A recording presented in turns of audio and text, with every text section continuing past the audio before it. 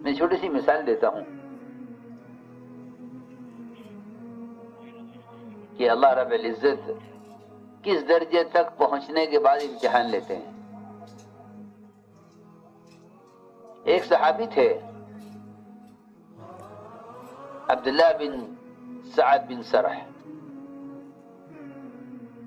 حضور اکرم صلی اللہ علیہ وسلم کی وحی لکھا کرتے تھے، کاتب الوحی ہیں۔ آج ایک مسلمان کو ایک قرآن کی آیت پر اتنا یقین ہے کہ اگر دنیا اس آیت کے انکار پر جمع ہو جائے تو اس کے یقین میں کوئی کمی نہیں آئے گی، اور اس میں اس آیت کے بارے میں کوئی شک پیدا نہیں ہوگا کہ نہیں، یہ بات یقینی آیت، یقینی آیت ہے قرآن کی، اس کو کوئی انکار نہیں کر سکتا، جو قرآن کا اعجاز ہے۔ اللہ تعالیٰ نے امتحان لیا کہ یہ ایک مدت سے وحی لکھتے ہیں اور حضور اکرم صلی اللہ علیہ وسلم پر وحی کے آثار بھی دیکھتے ہیں، انہیں اس وحی کے وحی ہونے پر کتنا یقین ہے۔ میں ایک چھوٹا سا واقعہ یہ سمجھانے کے لیے عرض کر رہا ہوں کہ اللہ رب العزت قرآنوں کو یوں جانچیں گے کہ جس کام کو یہ ایک عرصے سے کر رہے ہیں انہیں خود اس کام پر کتنا یقین ہے۔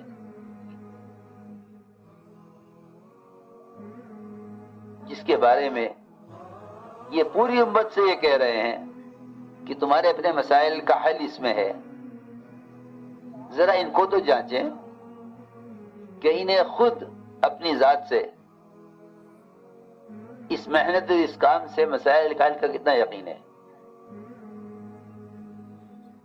میں اس بات کو سمجھانے کے لیے واقعہ عرض کر رہا کہ اللہ تعالیٰ نے آزمایا کہ دیکھیں یہ وحی لکھتے ہیں، آپ کے پاس بیٹھے رہتے ہیں، انتظار کرتے ہیں کہ آپ کے اوپر سے وحی کے آثار ختم ہوں، آپ وحی بیان فرمائیں، یہ لکھیں۔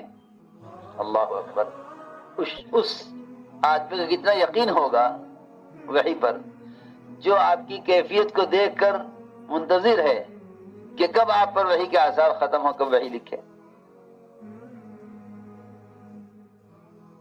چنانچہ روایت میں ہے کہ اللہ تعالی نے انسان کی تخلیق کے مراحل نازل فرمائے کہ ہم نے انسان کو رحم کے اندر پیدا کرنے میں، تیار کرنے میں اس کو کن حالتوں سے، کن مراحل سے گزارا ہے۔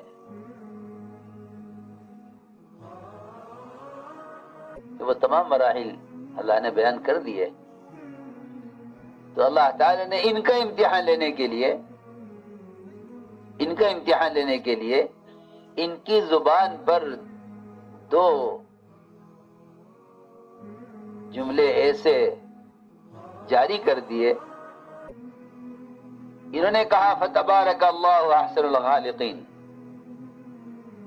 بڑی بابرکت ہے وہ ذات، وہ کیا ہی اچھا بنانے والی ہے۔ اتنی بات انہوں نے کہی آپ کے بولنے سے پہلے، اللہ تعالی نے ان کی زبان پر یہ کلمات جاری کیے اور حضور اکرم صلی اللہ علیہ وسلم پر ان کلمات کی وحی کی۔ بہت عجیب قصہ ہے، بہت ڈرنے کا قصہ ہے۔ ہم دیکھنا چاہتے ہیں کہ اس وحی پر انہیں خود کتنا یقین ہے۔ اللہ کی شان۔ یہ صحابی وحی لکھنے والے یہ اس بات پر اڑ گئے کہ یہ وحی نہیں ہے، یہ میں کہہ رہا ہوں، بلکہ روایت میں ہے کہ پھر نبوت کا دعویٰ بھی کیا کہ میں بھی نبی ہوں، مجھ پر وحی آتی ہے۔ یہ بھی کہا کہ کوئی وحی نہیں آتی ہے، جن کی بات اچھی لگتی ہے وہ بات لکھوا دیتے ہیں۔ میں نے کہا تو میری بات لکھوا دی۔ آپ نے فرمایا کہ نہیں، آسمان سے وحی آئی ہے، آسمان سے وحی آئی ہے۔ یہ کہنے لگے نہیں کوئی وحی نہیں آئی ہے، جو بات سمجھ میں آتی ہے لکھوا دیتے ہیں۔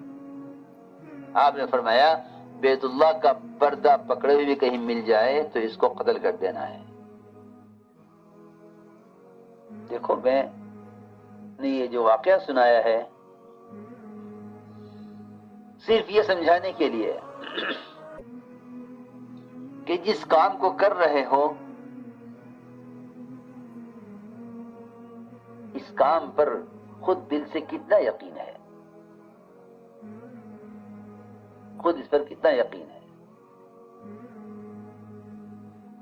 اس لیے کہ اگر کام پر یقین ہے تو بقدر یقین کے استقامت ہوگی، اور اگر شک ہے تو عجیب بات یہ ہے کہ حضور اکرم صلی اللہ علیہ وسلم کے ساتھ آپ کے زمانے میں 3 قسم کے لوگ تھے. ایک انکار کرنے والے، ایک شک کرنے والے، ایک یقین کرنے والے. یہ 3 قسم کے لوگ تھے. کفار انکار کرنے والے، منافقین شک کرنے والے، اور ایمان والے یقین کرنے والے. تردد کسی بھی چیز میں اور شک کسی بھی چیز میں یہ ایمان والوں کے درمیان نہیں پایا جاتا تھا. تو مومنین کا ایمان بڑھتا تھا اور منافقین کا شک بڑھتا تھا اور کفار میں انکار بڑھتا تھا. کفار میں انکار بڑھتا تھا. تو ہم نے عرض کیا کہ ایک امتحان ہوتا ہے استقامت کا، کہ ہم ان پر کبھی حالات کے خلاف، کبھی ان کے معمول کے خلاف، کبھی ان کی حیثیت کے خلاف، کبھی ان کی چاہت کے خلاف ہم احکام لائیں گے. ایسا نہیں ہے کہ کام کرنے والے ایک سطح پر چلتے رہیں گے مر جائیں گے، ایسا نہیں ہے. بلکہ ہم ان کی استقامت کو اور ان کی اطاعت کو جانچنے کے لیے ایسے حالات لاتے رہیں گے کہ جس میں ہمیں معلوم ہو کہ یہ کتنی اطاعت پر ہے. ہم دیکھنے کے لیے کہ یہ کتنے اطاعت پر ہے. چنانچہ اللہ رب العزت کبھی حکم لاتے ہیں حیثیت کے خلاف، تو حیثیت حکم کا انکار کرا دیتی ہے. حکم لاتے ہیں حیثیت کے خلاف، حکم لاتے ہیں حیثیت کے خلاف، تو حیثیت انکار کرواتی ہے.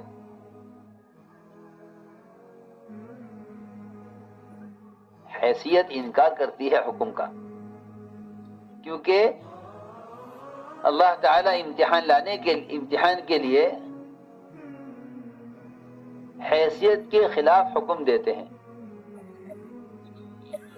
ہم دیکھنا ہی چاہتے ہیں کہ جو حکم ان کی حیثیت کے مطابق ہے اس کو تو یہ پورا کر رہے ہیں، جو حکم ان کی حیثیت کے خلاف ہے آیا اس کو پورا کرتے ہیں یا نہیں.